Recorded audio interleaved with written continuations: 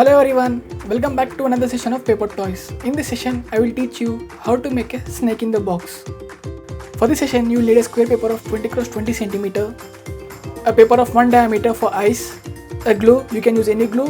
If you're ready with your material, so let's begin.